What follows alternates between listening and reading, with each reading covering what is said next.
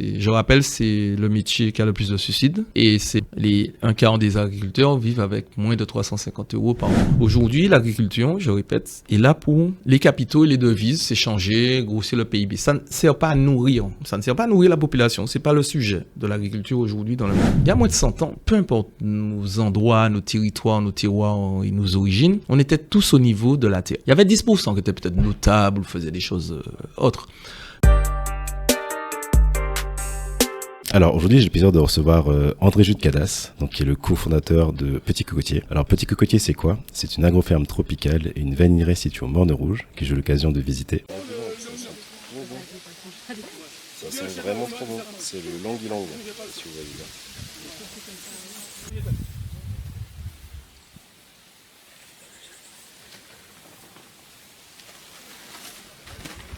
Donc on peut y retrouver une énorme variété de végétaux et de fruits issus de notre terroir, donc comme la goyave, l'ananas, le maracuja et la mangue, et d'autres encore. Je te laisserai nous détailler ce qu'il y a sur l'exploitation.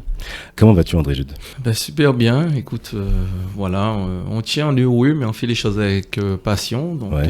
C'est ça qui nous anime, voilà, cette passion, ce feu du volcan. Ouais. Comment tu l'entretiens, ce feu? Ce feu-là, c'est au quotidien, voilà, c'est un petit peu comme on te dit, hein, c'est le savoir, c'est un vase qu'on remplit, mais il faut mieux avoir un feu qu'on maintient et constamment, et c'est ça la vraie vie pour moi, la vraie connaissance et voilà, la vraie aventure. Ok, super, très bien. Avant de démarrer l'interview, je te propose un petit quiz décalé, voilà, en petite introduction, comme ça on apprend aussi à connaître un peu tes goûts. Alors j'ai 3 petites questions pour toi. Tu préfères la vanille de Madagascar ou la vanille de Martinique? Martinique. Bon, elle était facile celle-là, mais c'était ok, très bien. Patriote. Oui. Très bien. Tu préfères utiliser du roucou ou de la crème solaire pour protéger ta peau? Du roucou, bien entendu. Ouais. Voilà, sans compter que maintenant les crèmes solaires utilisent du roucou. Ah, ok. D'accord. Ok, donc l'un dans l'autre, tu retournes sur tes pieds, quoi. Voilà. Mais c'est vrai que pendant la visite de l'agroferme, on a du coup qui a été fait par Lionel, big up à lui. Ouais, le chocolat d'ici, dedans, vous avez muscade, cannelle et zeste de citron. Ouais. Minimum. Ceux qui sont très forts mettent du beurre de cacahuète aussi. Ouais, vous nous a expliqué du coup les avantages, les bienfaits du roucou. Oui. Donc c'était utilisé par les Amérindiens et donc du coup c'est une graine rouge, hein, c'est ça? Oui, tout à fait. Ouais. Si tu peux nous expliquer un peu.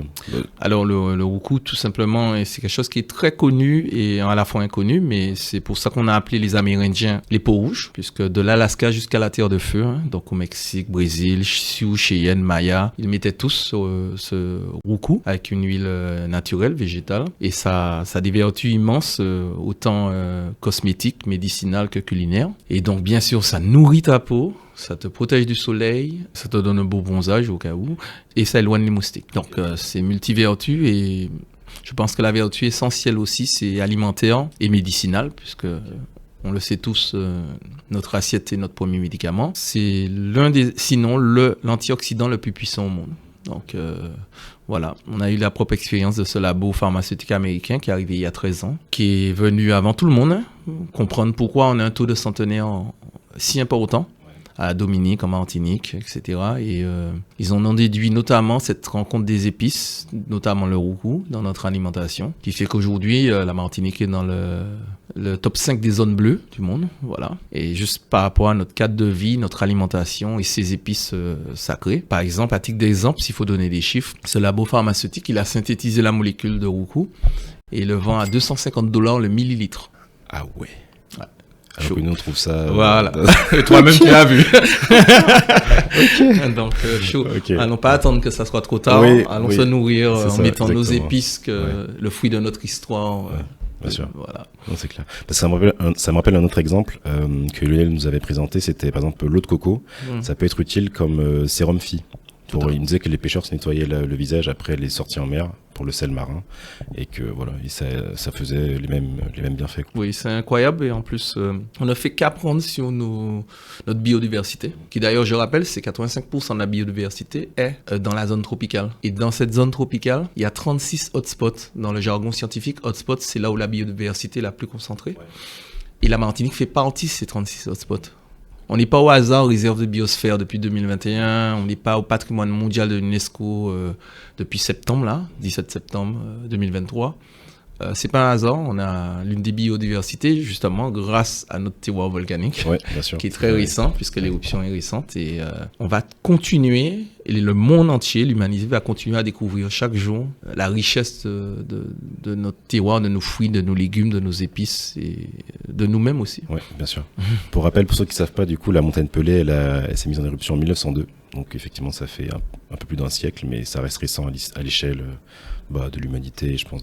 Alors, en géologie, bien sûr, 1902, c'est ridicule pour un volcan. Oui, pour un volcan. C'est comme si c'était même peut-être quelques minutes, 30 secondes, exactement. D'accord, c'est clair. Et je rappelle qu'on a un des 4 types de volcans. Il n'y a que 4 types de volcans au monde. Ça, il faut savoir ça. On est le type péléen, donc l'un des plus dangereux et le plus fascinant aussi. Et c'est pour ça qu'on reçoit énormément notamment du ministère du Japon ou autres qui s'intéressent à notre volcan et à notre terroir du coup aussi. Ok, voilà. Trop bien. La dernière question du quiz. Pour te soigner contre une grippe, tu préfères les remèdes rasiers ou te rendre en pharmacie? Dans une pharmacie de remèdes rasiers. Il arrive à me faire des boucles. Non, mais en vrai, oui. C'est des concepts qui existent déjà ou pas? À très petite échelle, mais on a eu des périodes comme nous, comme la planète entière, le Covid et autres, qui a permis le développement de petits spots qui restent très modestes pour le moment, mais voilà, on commence avec en pépinière. Hein, oui, bien sûr, tout à fait. Voilà. Ok, trop bien. On va passer à toi du coup, on va savoir un peu plus sur qui tu es, ton parcours. Du coup, est-ce que tu pourrais te présenter, nous détailler un peu ton parcours, voilà, quelles études tu as fait, par où tu es passé, et qu'est-ce qui t'a amené du coup à cofonder Petit Cocotier? André Jude Cadas, péléen, voilà, donc habitant du Morne Rouge, fils du soleil et du volcan, comme j'aime bien dire. Je suis né sous les flancs de la montagne Pelée, sur cette commune du Morne Rouge, la plus élevée de la Martinique. Je commence par là parce que c'est important, c'est ce qui m'a bâti. Et puis, je peux me définir aujourd'hui en qualité d'entrepreneur en agroécologie. Aux côtés de mon jeune frère, enfin on n'a qu'un an de différence, qui est ingénieur agronome, lui, l'un des rares formateurs en agroécologie au monde. Et ensemble, on a fondé donc Petit Cocotier. Mais en vérité, on a suivi les traces finalement de 4 générations, puisqu'on est dans l'agriculture depuis 4 générations, depuis mon arrière-grand-père. On est sur cette agro-ferme. On a repris le flambeau il y a à peu près 10 ans, mais on est né dedans, on a vécu dedans, on a appris, et donc ce sont mes racines, c'est important de les savoir. Et j'ai eu l'occasion de prendre mes ailes, voilà, avant de revenir à ces racines. Et donc, autant mon frère a suivi un parcours ingénieur agronome, l'agriculture, moi je me suis dirigé vers la logistique et le commerce. Ok, voilà. D'accord. Donc, rien à voir. Voilà. Rien à voir, mais heureusement, ça va beaucoup servir par la suite. Bien sûr, Et donc, ça m'a amené à faire 2 écoles de commerce. Voilà. Je vais pas rentrer forcément dans les détails, mais en gros, le GC, mais également les SEC. Et je suis revenu au pays, comme on dit. Et j'ai une très grande expérience, alors d'abord en alternance à la CMA-CGM, qui a été formateur, mais celle qui a été plus formatrice du moins, c'est celle pendant 5 ans à la Marina du Marin, qui m'a permis donc de voir toutes les îles de la Caraïbe. Donc je mesure ma chance, voir toutes les îles de la Caraïbe, c'est pas donné à tout le monde, et faire tous les salons nautiques et touristiques du monde chaque année. Donc j'ai fait Düsseldorf, La Rochelle, le Grand Pavois, Monaco, Miami Boat Show. Bon, incroyable quoi. Et en termes même d'apport et de compréhension du monde. Oui, donc, de réseau, de contact, de voir aussi comment le monde nous perçoit. Voilà, et comment on peut se valoriser et rayonner. Ouais. Et comment il nous perçoit du coup le monde? Qu'est-ce que tu as pu percevoir? Franchement, j'ai presque envie de dire déjà d'origine, on triche un petit peu parce que nous sommes soleil, nous sommes exotiques, nous sommes souriants. Donc déjà, on a une porte d'entrée, on n'a pas à se fatiguer. Je veux dire, voilà, sans tirer sur d'autres pays, je veux dire, je suis pas en train de vendre un château en Roumanie. Donc je veux dire, ça fait déjà sourire et rêver. Ouais. Et on peut utiliser cette porte d'entrée pour valoriser notre terroir. Et j'insiste, le terroir, c'est pas seulement la faune, la flore qui est exceptionnelle, c'est aussi le terroir humain. On a énormément de valeurs, on a énormément de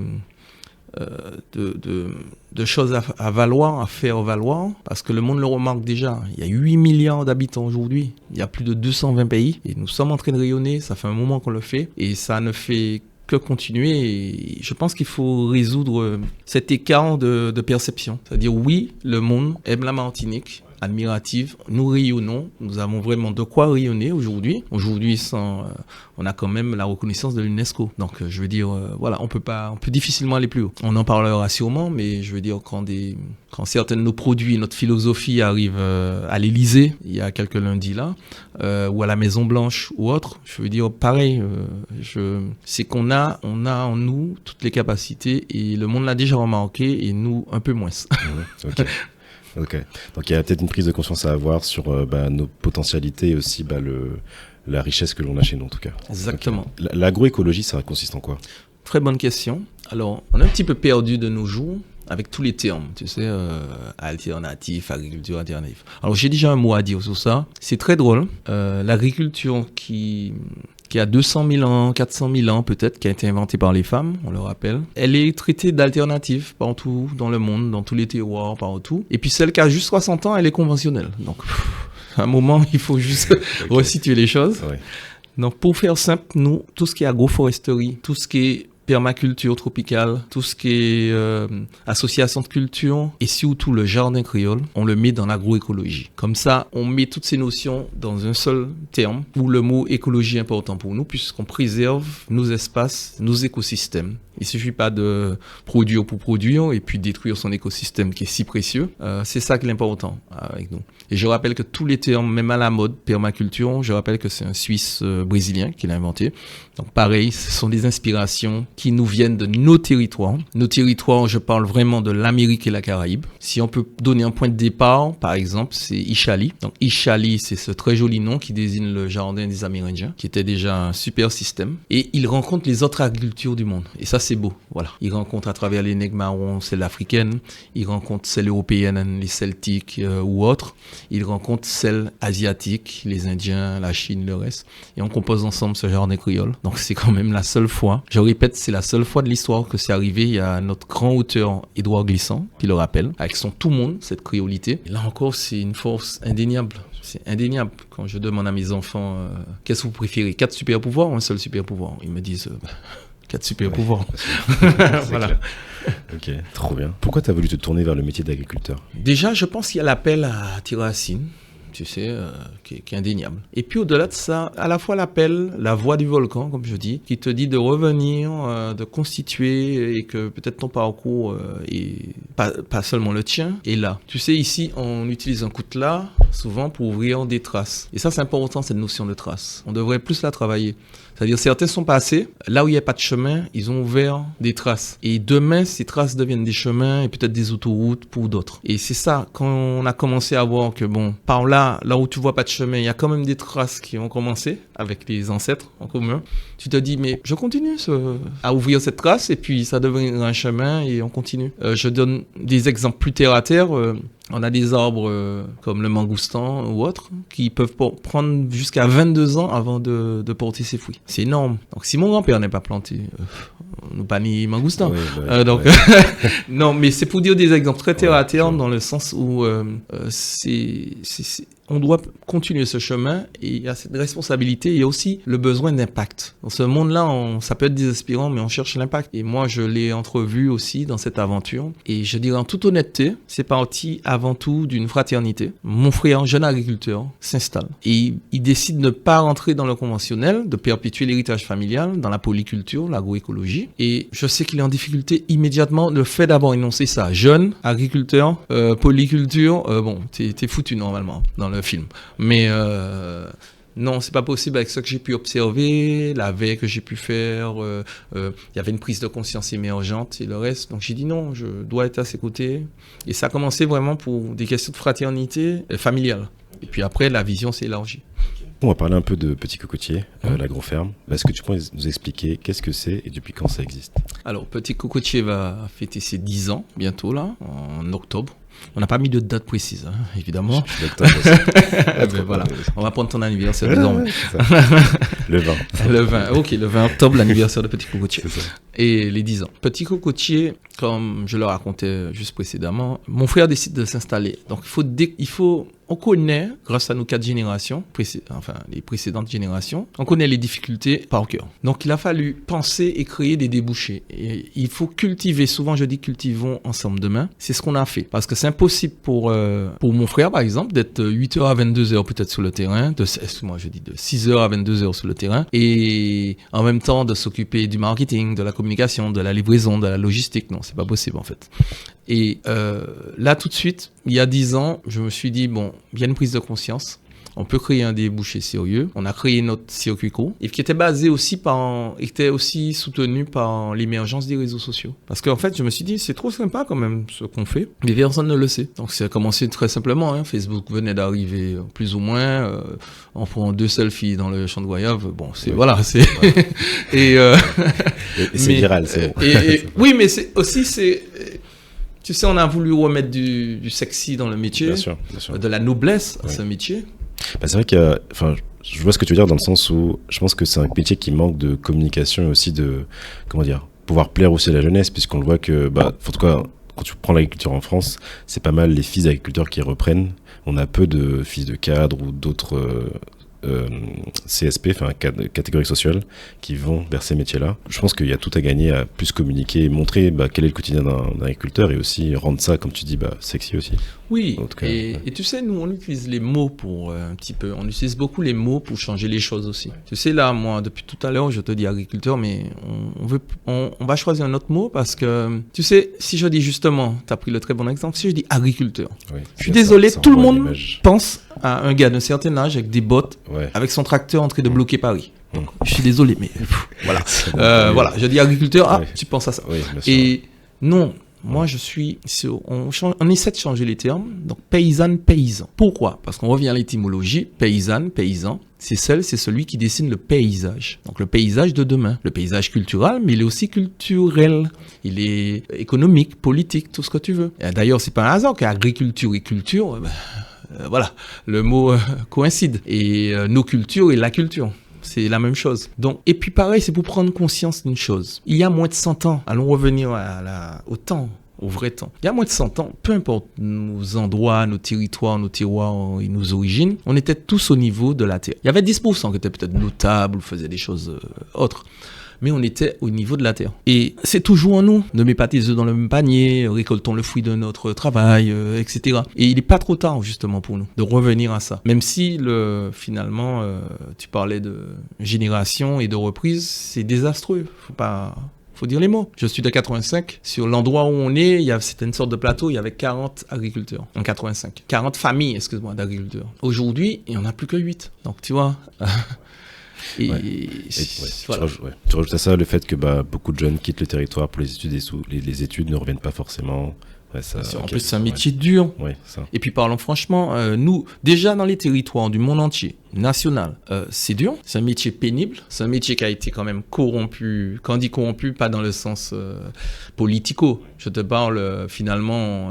on est passé de paysan, de la paysannerie nourricière qui est au contact de la population, à une exploitation agricole productive pour industrialiser. Donc, avec tous les désastres que l'on connaît, je rappelle, c'est le métier qui a le plus de suicides et c'est un quart des agriculteurs vivent avec moins de 350 € par mois. Et du coup, vous, votre modèle, du coup, comment vous essayez de changer ça, du coup, à votre niveau? D'abord, il faut changer justement les notions. Tu sais, on change les notions. Le monde, on a montré au travers de l'histoire, d'ailleurs on est en train de faire un podcast, les mots sont très importants. Les idées, les mots, c'est ça qui change les choses. Plus que d'autres, plus qu'autre chose. Les idées, les livres, les mots. Allons essayer, nous-mêmes on fait l'effort, ne pas dire exploitation agricole. Exploitation, c'est exploiter les êtres humains, exploiter la terre. On commence avec les mots. Parlons de ferme, d'agro-ferme, peu importe le mot. Comme ça, je travaille avec la terre, je travaille avec un écosystème. Et c'est cette base-là, on se repose. Pourquoi on fait ça? Pour qui? Comment? Et les réponses deviennent évidentes. Aujourd'hui, l'agriculture, je répète, est là pour les capitaux et les devises, s'échanger, grossir le PIB. Ça ne sert pas à nourrir. Ça ne sert pas à nourrir la population. C'est pas le sujet de l'agriculture aujourd'hui dans le monde. Donc, changeons déjà la base. Sans jeu de mots, il faut prendre le problème à la racine, comme d'habitude. Mais c'est vraiment ça. Faut revenir à la source. Tout à fait. En quoi le Borne Rouge est une terre fertile pour cultiver? Alors, en quoi c'est fertile? Je veux aller plus loin que ta question. D'ailleurs, récemment, c'était le 8 mai, donc on a fêté les 122 ans de l'éruption volcanique. Alors, quelque chose d'amusant, j'essaie de ne pas être trop long. Il y a 4 types de volcans. Il y en a 2 qui sont gentils, 2 qui sont méchants. Les 2 qui sont méchants ont en commun une histoire similaire, à 700 ans d'écart. Pompéi et Saint-Pierre. Tout ce qui est arrivé à ces 2 civilisations-là, les 30 000 morts, etc., c'est 100% humain et politique. Le volcan te prévient 10 jours à l'avance. Oui. Voilà. Et tremblements, tout ça, il y a un peuple qui a, voilà, les 500 pages d'archives où tu vois des rats et des serpents s'enfuir. Moi, les rats et les serpents s'enfuient, moi, je prends la même direction. Et donc... C'est comme quand on voit les oiseaux qui... Comment dire? Mais oui. Quand il y a un tsunami, tu vois les bêtes qui montent vers les chiens et tout, ils montent vers les hauteurs. Mais je te dis, je peux te parler 2 heures des archives de Saint-Pierre, les fourmis qui mangent des bébés, les rats et les serpents qui fuient, 2 tsunamis par jour, la rivière blanche, celle qu'on appelle la rivière blanche, c'est parce qu'elle devient toute blanche avec les cendres, une première éruption, le ciel se couvre de gris pendant 2 jours avant l'éruption, enfin je veux dire les Sims, bon... C'est plutôt clair. Voilà, mais en tout cas, il y a un peuple qui a vécu plus de 4000 ans chez nous. Ils se sont vécus des éruptions. Qu'est-ce qu'ils faisaient? Ils descendaient dans le sud, ils laissaient la montagne s'exprimer, la montagne de feu. Ils avaient décidé de vivre autour d'elle. N'oublions pas que la capitale, c'était le Karambé. Donc, ils vivaient à côté. Ils ont planté des roucous partout autour sur la montagne de la montagne de feu. Mais eux, ils allaient dans le sud, ils la laissaient s'exprimer. Une fois qu'ils s'exprimaient, ils étaient tellement heureux. Pourquoi? Parce que les Islandais, les Africains, les Australiens, les gens du monde entier peuvent te le dire. Après une éruption, jamais la terre n'est aussi fertile. Tu craches un pépin d'orange, tu as un oranger dans 3 ans, tranquille. C'est ce que ça veut dire, en fait, la fertilité au maximum. Récemment, il y a eu l'éruption à Saint-Vincent, spectaculaire. Ils ont eu des commandes des Pays-Bas et des Allemands, alors qu'ils n'ont rien planté 2 ans à l'avance, sur n'importe quelle production. Je veux dire, en fait, c'est une donnée botanique et scientifique ultime. C'est-à-dire, j'aurai le terroir le plus fertile parce que c'est la richesse que procure une terre volcanique est incomparable. Donc, bien sûr, le Mont Rouge, comme tout notre territoire, a été arrosé de volcans. Et je parle aussi de tout le territoire martinique. Le Mont de l'Archer, c'est un ancien volcan. La montagne du Vauclin, c'est la même chose. Nous sommes une île quand même relativement géologiquement jeune. Et donc, nous avons un terroir d'excellence. Il y a des gens comme les Japonais qui se déplacent juste pour notre terroir. Nous avons des choses qui ont rayonné dans le monde. Il y a 2 types de café, l'Arabica et le Robusta. Donnent les meilleurs cafés du monde, comme le Blue Mountain en Jamaïque. L'Arabica typica, donc pour avoir typica en botanique, il faut se lever tôt. Typica, ça veut dire que tu es la première souche mère. L'Arabica typica est originaire de la Martinique, de la zone du Mont-Nevers, Font-Saint-Denis, Mont-Rouge. C'était le café du roi, que d'ailleurs les Japonais veulent à nouveau redécouvrir, qui a voyagé dans toutes les contrées, comme la Jamaïque, et qui est devenu les cafés d'excellence qu'on connaît aujourd'hui. Mais vous ouvrez un manuel, et je déplore cela, au Nicaragua, au Venezuela, c'est marqué, l'Arabica typica vient de la Martinique. Toujours pas dans nos manuels, mais c'est dans les manuels d'Amérique du Sud et d'Amérique centrale. Donc, pour te dire du moins que le terroir, on peut pas avoir de doute, puisque botaniquement et scientifiquement, maintenant, c'est validé, en fait, cette excellence. Donc, désolé pour la digression, mais le Mont Rouge est fertile grâce au fertile. Et je fais toujours la liaison. Terroir humain, aujourd'hui, au niveau national, le Mont Rouge est la commune où il y a le plus de centenaires au mètre carré. Okay. Donc voilà, c'est le terroir humain. Okay. Ok, voilà. Trop bien. Pourquoi faire le choix d'aller différents types de végétaux, d'arbres fruitiers, de différents types d'espèces, de variétés sur votre terrain? Alors déjà, on fait du vivrier, du maraîcher, du fruitier. On fait des fruits, des légumes, des épices. En fait, tu aurais pas pu me poser la question il y a 60 ans, parce que c'est comme ça qu'on fait de l'agriculture.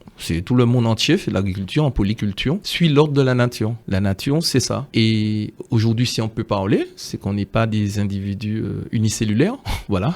La nature nous montre que c'est toujours plus de rencontres, de complexité, d'aventure et de mixité qui permet finalement de prospérer. C'est vrai que ce modèle-là, il est en opposition du coup au modèle de la monoculture. On voit d'exploitation avec du maïs, du blé, avec qu'un seul type de céréales par exemple. Tu vois. Et ça, effectivement, en tout cas, c'est pas le modèle que tu défends. C'est pas le modèle que je défends. C'est pas un modèle qui doit être défendu non plus. Ouais. La monoculture intensive, c'est bien sûr le sujet de nos problèmes aujourd'hui. Même l'élevage intensif. Tu sais, les bœufs, tout ça, on sait l'impact sur le CO2. Ben là aussi, il faut toujours revenir à la nature. La complexité, le reste. Pour faire très simple, tout allait bien. Il y a eu la Seconde Guerre mondiale. Il a fallu reconstruire et renouer. Ils ont fait, entre guillemets, le taf. Ils ont fait tellement bien le taf que la guerre a fini en 45. Et même pas en 55, le travail était fait. On pouvait renourrir toute l'Europe, toutes les contrées et le reste.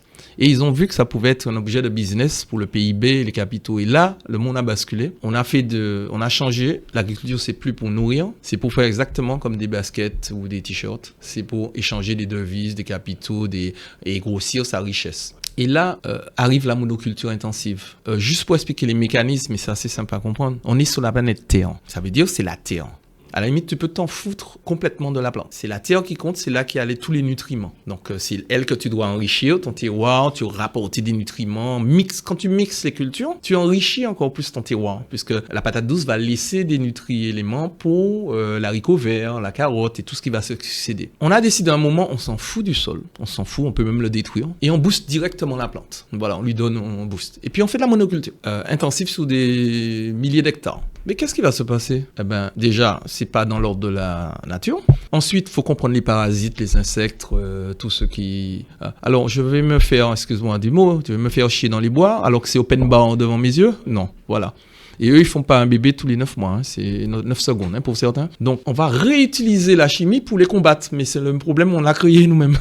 Donc, en fait, on va s'enfermer éternellement. Le chlordécone, c'est ça. Le petit charançon, là, pourquoi tu lui dis d'aller dans les bois? Il a dit, à l'infini, j'ai des bananes, mais non, j'y vais.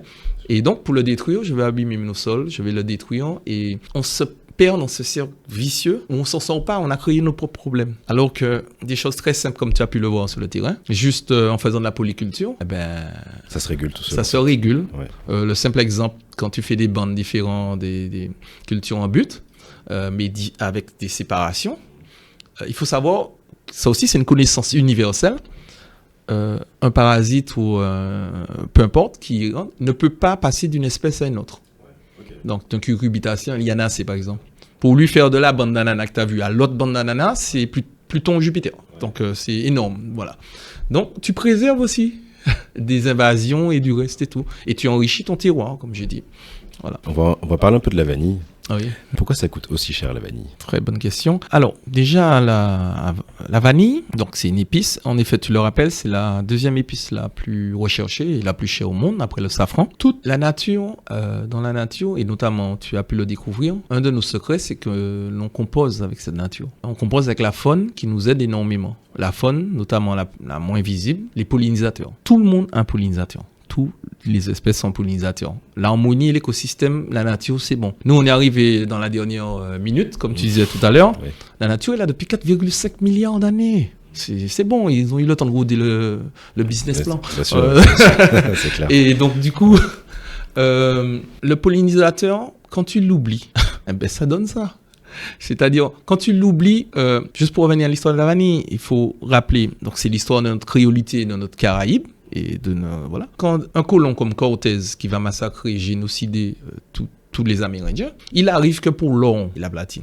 Il découvre plein de choses. Il découvre l'ananas, le maracuja, la vanille, la patate douce. Rappelons quand même que la pomme de terre sauve l'Europe de la peste noire. Donc sans la pomme de terre, voilà, tout le monde est mort. Et du coup, il découvre tout ça. Et le ramène. Mais lorsque ils découvrent un peuple comme les Mayas, et que pour eux, l'or, c'est rien du tout. L'or, c'est un alliage. Le paysan, ça tombe un problème, ça tombe, tu vois, pour le champ. Il met un alliage en or pour voilà, c'est pour stabiliser la tombe. Voilà. C'est pour te montrer la considération de l'or. Donc, par contre, la vanille et le cacao sont sacrés. Ils ne réservent qu'à leurs élites, qu'aux princesses, aux princes, aux chamans, aux plus hauts grands guerriers. Voilà. Ouais. Donc déjà, posons-nous la question. Un peuple de plus de 10 000 ans qui réserve à ses élites quelque chose comme ça, il y a forcément des vertus qu'on n'a pas encore découvertes. Eh bien, quand tu arrives, tu découvres les gousses, tu les apprécies, tu découvres des plants de vanille et le reste, et tu massacres tout le monde, tu prends pas le savoir-faire. Tu n'échanges pas et tu ramènes. Tu as beau mettre la vanille dans le monde entier, c'est la première fois en botanique que ça arrive. Pendant 300 ans, l'humanité n'aura pas de vanille. 300 ans. Il a fallu attendre cette adolescente de 14 ans esclave à l'île Bourbon parce qu'ils ont essayé d'implanter dans le monde entier. Qui est la Réunion maintenant. Et, oui, voilà. L'île Bourbon qui est la Réunion, c'est vrai. Ils ont essayé partout dans le monde de l'implanter. Pendant 300 ans, échec. Vous voyez, pendant 300 ans, le monde n'a plus de vanille. Et c'est cet adolescent qui, la nature, il arrive. Hein. Il n'a pas de faux professeur. Hein. Donc, il découvre la pollinisation et nous devenons le pollinisateur, l'être humain, à partir de là. Mais justement, voilà ce qui arrive quand on oublie le pollinisateur. Oui, la vanille coûte cher parce que la vanille, c'est une orchidée. J'aime bien dire qu'elle est belle et rebelle. On peut pas l'industrialiser. Okay. Ah ouais. C'est impossible. C'est pour ça que ça coûte cher. Oui, parce qu'il faut tout faire à la main. Les Américains ont essayé, comme d'habitude, grosso modo, ils ont essayé sur 6000 hectares. Ils ont eu 0 gousse. T'imagines le niveau de l'échec? Ça fait cher. Et donc, du coup, c'est bon. Ils ont conclu. T'inquiète pas, les Américains ont fait de la vanille ici. Voilà.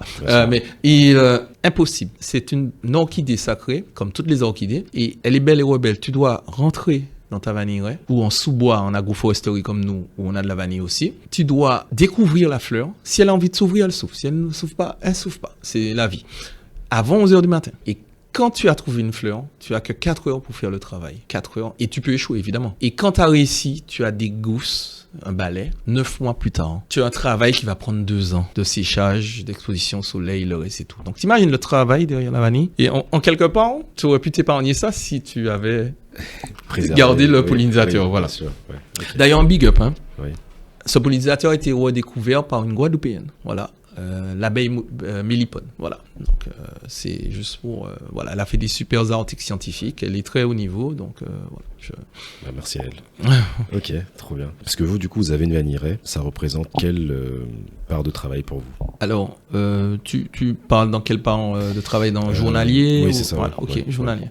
Alors, comme je te dis, mon frère, notamment, il va avant 11h du matin. Comme il le sent, c'est une plante qui est très sensible aussi aux énergies. S'il voit des fleurs, il fait le travail de pollinisation. Il faut savoir également que notre vanillerie, aujourd'hui, est une vanillerie d'exception unique au monde, classée par l'UNESCO. Mais c'est pas le seul endroit où on fait de la vanille. On a 6 hectares en agroforesterie, d'accord? Où on fait de la vanille, du cacao, de l'igname bois ou autre. Voilà. Ça, c'est important de le dire parce que l'agroforesterie, ça peut être une solution pour nos territoires aussi. C'est-à-dire que ces 6 hectares sont protégés par l'ONF, donc tu ne dois pas toucher. Mais nous, à la limite, ça nous arrange, puisqu'il nous faut des arbres et le reste. Et quand même, sur un territoire comme la Martinique, l'ONF a 25% de l'espace. Donc ça veut dire, si on réfléchit bien, on fait de l'agroforesterie, comme vous faisiez, ça nous donne pas mal d'espace supplémentaire pour atteindre une souveraineté alimentaire. Parce que justement, tu disais, il faudrait 40 fermes comme la tienne pour atteindre l'autonomie alimentaire. Alors précisément 44. 44, pardon. Oui, non, il y a des gars qui sont très sur les chiffres. Ouais, donc, je préfère 44, oui. Voilà. Parce que vous avez fait les calculs et tout, c'est vrai. 44. Pourquoi on se dirige pas vers ça?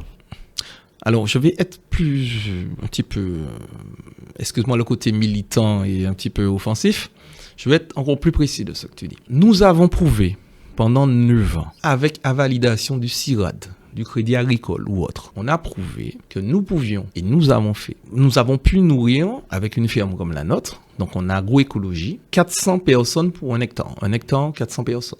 Voilà. Nous avons mis nos chiffres en ligne. Personne ne fait ça. On a mis en open source sur notre site. Voilà. Aujourd'hui, la souveraineté alimentaire, si on l'a vu, on multiplie 44 fermes comme la nôtre, puisqu'on a fait la preuve avec à validation de d'autres institutions.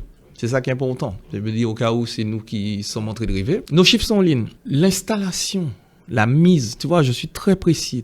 La mise en œuvre et l'installation de cette ferme ne coûte que 200 000 €. J'ai pas dit les frais de fonctionnement et tout ça, mais 200 000 €. Quelle institution financière ou publique ne peut pas mettre 200 000 fois 44? Qui? C'est faible pour eux. C'est vraiment faible pour eux. Donc, je veux dire un moment, voilà, je voudrais que, à chaque fois qu'on me pose la question, pas toi, mais qu'on me pose la question au niveau politique, je le renvoie à ce que je viens de te dire. Je dis, en fait, juste mettez en œuvre. C'est tout. Trouvez les moyens de mettre en œuvre et la volonté. Et nous, on sera évidemment là, à ce moment-là, puisqu'on a accompli cette part de travail, mais on ne peut pas y arriver seul, évidemment. Oui, déjà, une agro-ferme tout seul, voilà. Parce qu'effectivement, tu dis que vous n'êtes pas seul. J'ai vu que vous êtes une fédération de plus de 20 agriculteurs avec Petit Cocotier. Comment tu les as rassemblés autour de votre vision et de votre projet également? Alors, en effet, donc nous sommes une fédération de 22 paysannes et paysans pays. Ne t'inquiète pas, moi-même je me corrige chaque fois. Il n'y a aucun problème. Ça prend du temps à changer, mais on va changer. Non, 22 paysans, effectivement. Mon papier c'est marqué exploitation agricole, je dis exploitation agricole, mais bon, je veux dire, voilà. Et du coup, 22 paysans pays. Alors, pareil, je fais exprès du mot, parce que quand on dit agriculteur, on oublie les agricultrices. Donc je dis paysanne, paysan, paysannerie. Puisque notre fédération est composée de 3/4 de femmes. Voilà. Donc avec des profils totalement différents, avec beaucoup de reconversions aussi, ça c'est important à dire. Donc voilà, je salue par exemple Leïla, qui est la fille d'Abdoul Djiré, qui est le meilleur pépiniériste de la Martinique. Grand savant, immense. Et Leïla, tu as une Leïla qui... voilà. Elle câble son quad, elle récupère ses pitayas. Là où tu as peur devant Disto, les Disto l'obéissent au doigt et à l'œil. Enfin, je veux dire, très impressionnante. Et puis tu as aussi Liliane Ajoupa-Bouillon, que je salue, infirmière libérale reconvertie. Elle préfère vivre avec ses maracujas et ses poules. Donc je veux dire, les profils sont... voilà. Mais... je veux dire, ce qui nous réunit, et ça c'est tout notre combat de la fourche à la fourchette, c'est que on veut remettre de la logique, du sens et du lien. Le lien ne s'arrête pas seulement à la paysanne, aux paysans. On a créé ensemble un manifeste avec des médecins, des nutritionnistes, des naturopathes, des plus grands chefs du monde et tout. On a créé ce manifeste qui est en ligne, qui est d'ailleurs la base du premier label biologique au monde. Voilà, encore une aberration. Hein. Les 85% de la biodiversité en zone tropicale, il y a 0 label biologique pour les zones tropicales. Voilà. Et comment on pourrait le créer, ça? Écoute, on a mis les bases à la lumière de ce qu'on a observé dans d'autres labels, des choses qui ne vont pas, où il y a une perte de sens et de logique. D'ailleurs, on n'est pas bio-business, on répète, on est biologique. Et tu sais, à force de dire bio, on oublie le logique de biologique. Bio, c'est très business maintenant, donc c'est pas très logique des fois. Voilà, quand tu vas faire des fraises bio aux Philippines, on a compris. Hein. C'est pas... rien ne va. Donc... du coup, aujourd'hui, ce manifeste est une base, on peut le consulter, on l'a co-construit, une charte, une éthique, des valeurs en commun. On plante, on forme, on s'auto-forme ensemble, on crée ces bases et on travaille ensemble. Et le mot de fédération est important, très important, parce qu'on est héritier de 4, enfin, on est la 4e génération, on est héritier de plusieurs générations. Malheureusement, les coopératives ont du mal à fonctionner, tout simplement. Mais, tu sais, ça va te paraître un peu poétique ce que je vais dire, mais je préfère le dire. C'est poétique et à la fois concret. On parle avec les fleurs. Et dans un monde où on a poussé un peu trop le collectivisme, le communautarisme et le reste, à un moment. Dans un monde où aujourd'hui on pousse trop loin l'individualisme, le selfish, chacun pour soi. Nous, on pense, notre vision, c'est que chacun doit être une étoile, doit briller par lui-même. Chacun est une étoile. Et à l'occasion, créons des constellations. Voilà. Cette image peut paraître poétique, mais elle est vraie. On crée des constellations en permanence. Aujourd'hui, je suis en train de te parler, on crée une constellation. Voilà. Et ça empêche à personne de briller, à se sentir libre, voilà. Mais en même temps, on compose ensemble. Et c'est pour ça que j'insiste sur le mot de fédération plutôt qu'un autre. Et aujourd'hui, c'est ça qui nous anime. Et on a eu des épisodes où la solidarité s'est renforcée. Je pense notamment au Covid, où en fait, on s'est appelé en urgence et on a fait face. C'est-à-dire le premier mois, en tout cas. Je ne sais pas, pour ceux qui connaissent nos territoires, le challenge était immense. On était arrivé jusqu'à 30 points relais sur l'île. Ah ouais, quand même. Ouais, énorme. 30 points relais. En termes de logistique, ça va être quelque chose, parce que... Alors, écoute la suite. 30 points relais, la logistique était déjà très compliquée. Ok, oui. Le Covid arrive. Ouais. Les points relais ferment, puisque c'est la Covid. On a réussi, imagine juste le casse-tête logistique. On a réussi à livrer 1000 paniers à domicile en une journée. Donc, t'imagines même, ça donne mal de tête à n'importe qui habite en Martinique, qui se dit, il faudra livrer un panier à domicile, avec une adresse rue du Galion, près de la poubelle. Voilà. C'est clair. Donc, c'est là que je dis qu'on est fort. On était prêts aussi, hein, cette fédération et tout. Mais on a porté une preuve, c'est qu'on est capable de faire ça. C'est face à l'épreuve qu'on s'est renforcé et aussi qu'on a eu ce sentiment aussi de fierté collective parce qu'on a réussi en fait. Et plus personne ne pourra dire que c'est pas possible. C'est impossible et inatteignable, nous fait. C'est clair. Donc, c'est clair. Voilà. Trop bien. Est-ce que tu peux nous en dire un peu plus sur le business model des petits cocotiers? Qu'est-ce que vous vendez? Avec qui vous travaillez? Comment ça se passe? Pendant 9 ans, on a fait du circuit court. Voilà, on est arrivé jusqu'à 30 points relais. Je t'ai dit, on a eu des challenges immenses. Aujourd'hui, on a décidé en juin dernier, enfin en juin 2023, on a pris un très gros virage. On a décidé d'arrêter le circuit court à l'exception de notre AMAP historique, notre petite communauté qui nous suit depuis le début, qui travaille même dans les champs avec nous, de 80 personnes à peu près, où il y a un seul point relais au Corbier. Voilà. Sinon, Pourquoi on a fait ce choix drastique? Notamment, on n'a pas envie d'être des mentir. Des mentir. Pardon, oui. On a nos familles, on n'a pas envie d'être des mentir. On a fait nos preuves sur la souveraineté alimentaire. Des formations professionnelles nous fait voir que n'insiste pas quand tu sais que tu ne peux pas y arriver seul. Quand les volontés seront là, on ira vers la souveraineté alimentaire. Pour le moment, on doit survivre déjà, mais on a une sorte de responsabilité sur la vision qui s'est élargie, sur le fait qu'on soit des acteurs de la transition agroécologique et qu'on porte aujourd'hui un tiroir. On s'est battu pendant 10 ans, on n'était pas nombreux, pour cette validation au patrimoine mondial de l'UNESCO. On a même fait du lobbying avec les meilleurs chefs du monde. Voilà. Ça se passe pas comme ça. Voilà. Aujourd'hui, c'est fait. Et l'aventure ne fait que commencer. Cette aventure de terroir et de territoire, c'est encore quelque chose qu'on porte pas que pour nous. On n'a jamais finalement travaillé, sinon on aurait fait autre chose, je t'assure. Aujourd'hui, on a une chance. Si j'ai rencontré le fondateur parmi les fondateurs de la région Champagne, également le fondateur du piment d'Efcelet. Le gars nous ont dit, mais en fait, c'est une volonté. Les acteurs se sont mis ensemble et on a décidé, bon, maintenant, c'est région Champagne, c'est le Champagne et puis c'est tout. Okay, voilà. Ouais, et on connaît le succès du Champagne, hein. Ouais. Et voilà. Voilà. Ouais. Et en fait, si demain, on fait ce standard international, on commence par la vanille volcanique. Ça peut être le poivre, le café, le cacao, tout ce que tu veux volcanique. Un terroir, un standard international. Le nombre d'emplois, le développement pour le territoire que ça donne. Les emplois vont partout, hein. Ça va dans le marketing, la communication, le journalistique, le culinaire, la cuisine, la transformation, tout. Voilà. C'est encore une proposition de notre part. On reste modeste. C'est-à-dire, il y en a qui n'ont pas de solution. Comment on fait de l'impact pour demain? Comment on développe nos territoires? On n'a pas dit qu'on a la solution, mais on propose quelque chose. Et donc là, on sait qu'on tient quelque chose. On le voit parce que les réactions internationales sont fortes. On tient quelque chose. Donc, on se défend, on prend cette direction.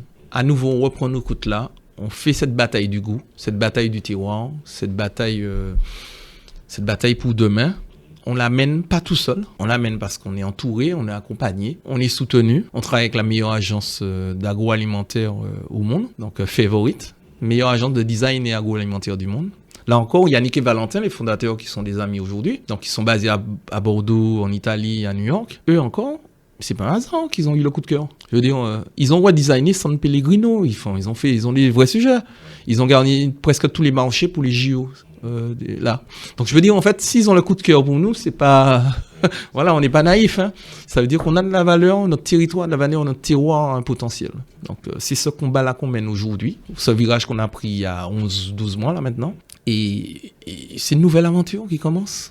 Ok. Donc maintenant, on travaille plus peut-être avec des restaurateurs. Ouais, merci de le souligner. Donc maintenant, on est très axé sur le B2B, des restaurateurs d'ici d'ailleurs. Et c'est important parce que ce sont nos super-héros. Ce sont eux qui valorisent notre produit, notre terroir. Ouais, bien sûr. Le reste, c'est tout. C'est important pour nous parce que c'est cette chaîne de valeur qu'on veut remettre en scène. Cette chaîne de valeur, elle est importante pour nous parce que quand on dit de la fourche à la fourchette, ça concerne de la paysanne, du paysan, jusqu'au chef 3 étoiles.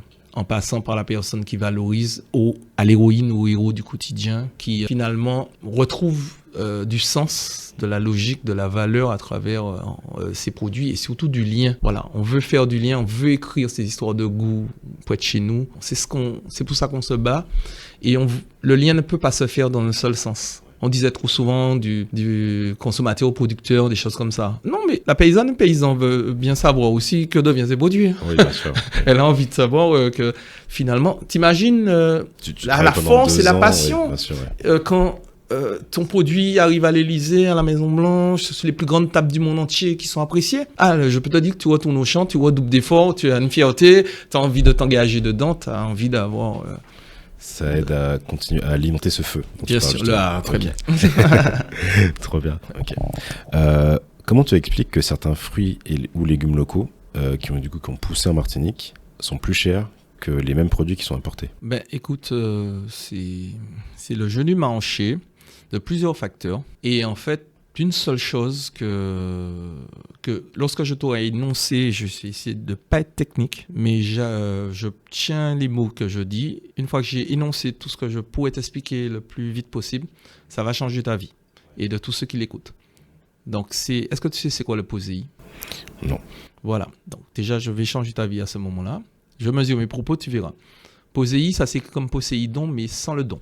Okay. POSEI, en fait. Personne ne s'intéresse à comment fonctionne l'agriculture. Personne Quelques députés s'endorment sous l'Assemblée et puis les lois sont votées. Voilà, personne ne s'endort. Mais une fois que tu as compris, tu comprends tout le monde autour de toi et tu comprends à quel point c'est chaud. Ouais.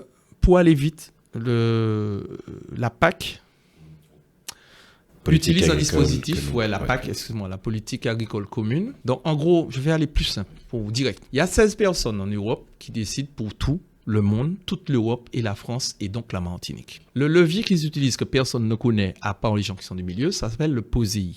Et c'est lui qui pose problème, justement. Pour un exemple très simple, terre à terre pour aller. Alors, Nicolas, tu es un paysan, tu es une paysanne, peu importe. Je te donne 2 choix et tu vas comprendre comment le monde agit. Tu es en Martinique, en Bretagne, j'ai fait exprès de donner les deux. Tu as déjà la chance d'avoir des terres, mais l'agriculture est très chère. C'est chaud, on en a parlé précédemment. Bon, je vais te donner de l'argent, des types d'impôts. Je vais te donner pour à la tonne, à 1000 kilos que tu vas produire. D'accord ? Ok ? Tu vas pouvoir vendre tes produits, faire ce que tu as envie, mais je te donner de l'argent. Voilà, comme ça, pour 1000 kilos que tu as produit. Je te donne 2 exemples. Tu as 2 choix. Soit tu fais des goyaves roses. Goyave rose, c'est un arbre, il faut planter, ça va prendre 3 ou 4 ans à pousser. Si tu as échappé au cyclone, aux parasites et compagnie, etc., tu récoltes des goyaves en saison, tu en colles 1000 kilos, tu les mets dans un bac, tu les emmènes à la coopérative, boum, tu as 1 tonne. Le POSEI va te donner 19 €. Oui, la tonne. Oh, okay. Par contre, je te donne un autre choix, le choix B. Cette fois, c'est pas un arbre, c'est une plante. Ça pousse vite, toute l'année. Cette plante, tu as compris que c'est la banane, ça te donne 2 rejets. 2 rejets, ça veut dire 2 bananiers plus tard. 2 rejets, c'est 2 bananiers qui vont être là plus tard. Chaque bananier peut porter jusqu'à 100 kilos. Donc avec 10 bananiers, tu as 1 tonne. Tu récoltes, tu fais la même chose que pour les goyaves, cette fois-là, tu déposes. On te donne 540 €. Oh. Qu'est-ce que tu vas choisir? Le choix est vite le fait, breton, je fais exprès, on va pas rester sur la Martinique. Le breton, soja alimentaire ou bien courgettes, tomates, etc. Il fait des courgettes, des tomates et tout, il a son petit 19 €. Bof, à la tonne, bonne chance. Bon, tu fais du soja alimentaire pour bétail, 640 € la tonne. Donc, qu'est-ce que tu vas choisir? Voilà. Et c'est comme ça qu'ils orientent les politiques agricoles. Il faut arrêter de dire l'agriculteur pollueur, etc., etc. On est solidaire de tous nos confrères et consoeurs parce que c'est ça la vraie réalité. Et tu sais, là où tu pourrais t'en foutre, tu dis, bon, c'est leur problème, ils n'ont qu'à se gérer et tout. Ça nous met en insécurité alimentaire drastiquement. Aujourd'hui, les Bretons, je fais exprès, les Bretons, si le monde se coupe, Ukraine, enfin, peu importe, ils ont l'autonomie alimentaire sur le soja pour bétail. Bonne chance. Matin, midi et soir, tu manges ça. Ouais, c'est ça. Nous, si la Martinique est bloquée, on a 1 an et demi sur la même banane dessert. Tranquille. Bonne chance, matin, midi, soir, manger cette banane. Qu'on consomme qu'à 0,9% ici. Puisque c'est une banane d'export. Voilà. Ouais. Donc, avec un truc puissant comme le POSEI, comment tu veux que les choses soient justes et soient équilibrées, la production et le reste et tout? Et pareil, le soja alimentaire que les Bretons exportent, c'est pour les Argentins, pour leurs bœufs. Si le monde se bloque, les Argentins vont redécouvrir que les bœufs mangent de l'herbe. Donc ils auront des bœufs. Ouais. Mais tu vois ce que je veux dire? Oui, je comprends. Okay. C'est le paradoxe et tout ça, c'est parce que les déséquilibres sont importants. Et alors, on est en train de parler. Le micro, le casque, mon t-shirt, mes chaussures, ont une TVA. Tout ce que tu fais dans ta vie sert à ce dispositif. C'est-à-dire que c'est ton argent du quotidien. C'est là que j'insiste, même les gens qui s'en foutent. Ton argent du quotidien sert à créer ton insécurité alimentaire. C'est-à-dire qu'avec cet argent, ils décident à qui ils donnent ou pas. Je ne suis pas là pour dénoncer telle ou telle culture, mais juste un POSEI équilibré, les choses seraient équilibrées. C'est-à-dire, voilà. Et la loi du marché aurait fait les choses. Pourquoi ne pas donner à tout le monde, je ne parle même pas de bio, le même POSEI, le même montant? Comme ça, il fait des tomates, des concombres et le reste, etc. Il y a beaucoup de concombres, de tomates, il y a une bonne production, les prix s'équilibrent, et là, ça devient moins cher. Là où c'est pas possible pour un acteur local de rivaliser au niveau des prix, c'est que ce qu'on importe massivement, on importe les 3/4 de nos fruits et légumes. Oui. Déjà, d'où ça sort, ils n'ont pas les mêmes conditions, et ils n'ont pas des contraintes énormes. Et pire, dans leur pays d'origine, ils sont encouragés à faire ça. Ils sont encouragés, voilà. Pour revenir à l'exemple des Argentins, les Argentins ne font pas de soja alimentaire pour bétail, puisque chez eux, ça coûte plus cher que chez les Bretons, parce que les Bretons, ils sont encouragés grâce au POSEI à en faire. Et le reste, ainsi de suite pour tous les produits du monde. Donc je ne suis pas contre bananes, les choses comme ça, juste l'équilibre. On peut passer de 19 à 540, le choix est trop effrayant. On sait où ça va se diriger. Donc, encore une fois, l'agriculture aujourd'hui n'est pas là pour nourrir. Et là, pour faire des capitaux et des devises, il y a des dispositifs. Et non, j'appelle autant de la fourche à la fourchette à l'action citoyenne de chacun, mais il y a aussi une action éco-citoyenne qu'on doit mener de prise de conscience. Comment, avec notre TVA, on nous met en insécurité alimentaire à ce niveau. Ouais. C'est ça qu'il faut se dire. Voilà, avec notre travail de tous les jours. Oui, tout ce que tu achètes, il y a une TVA. Bien sûr, Donc voilà. Donc, okay. Tu as parlé de prise de conscience. Est-ce que tu dirais que la population martiniquaise a conscience de la richesse de son terroir? Malheureusement, non. C'est très clair. C'est un long combat. C'est une aventure qui commence. Ce sont des prises de parole qui peuvent amener aussi les prises de conscience. Exactement ce qu'on est en train de faire. Voilà. C'est essayer de trouver les mots aussi. Tu sais, faut pas rentrer dans des jargons compliqués, des mots simples. Tu vois ce que je viens de t'expliquer. J'espère avoir été impactant. Oui, non, c'est clair. Mais, voilà.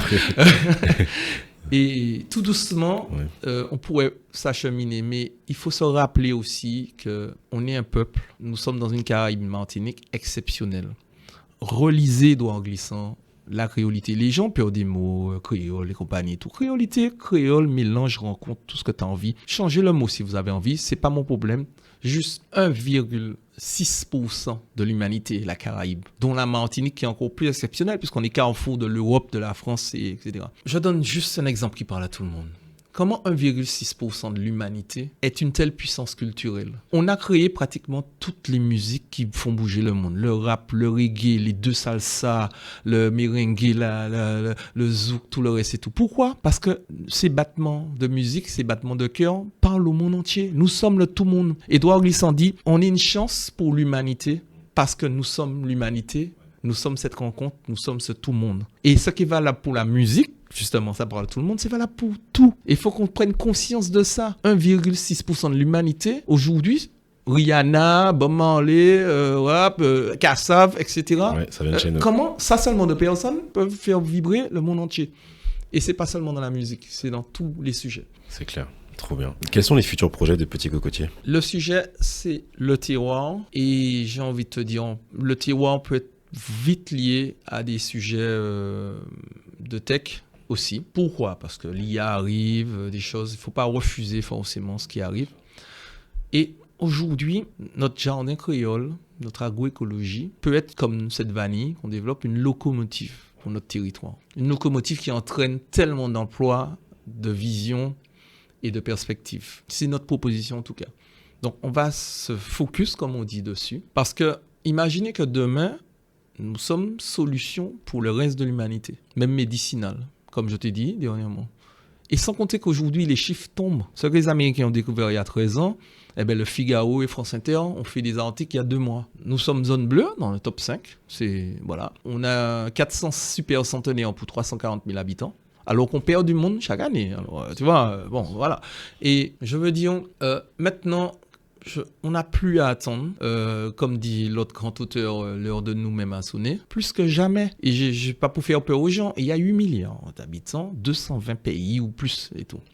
On va pas avoir 15 000 chances de rayonner. Hein. C'est maintenant, c'est comme sur TikTok, hein, on te switch assez vite. Hein. Donc c'est maintenant, pendant que ça, qu'on est impactant, qu'on rayonne et tout, le travail doit se faire, peut se faire. On a les capacités, la force, croyons notre terroir humain.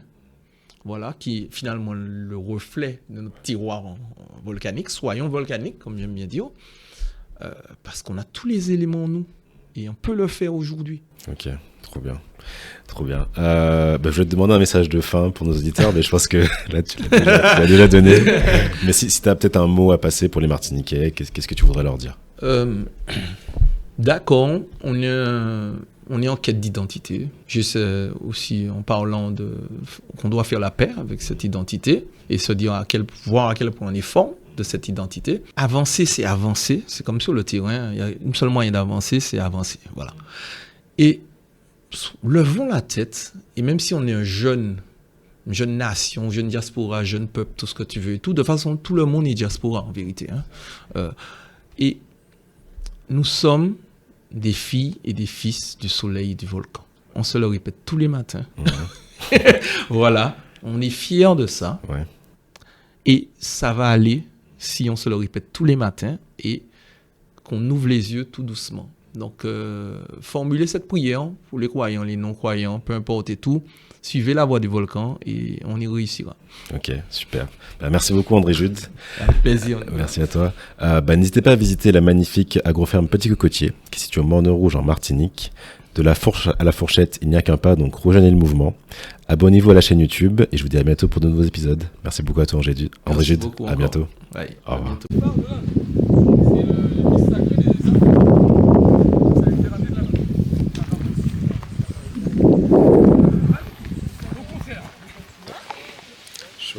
On est dans la Vanille. C'était une trop bonne visite.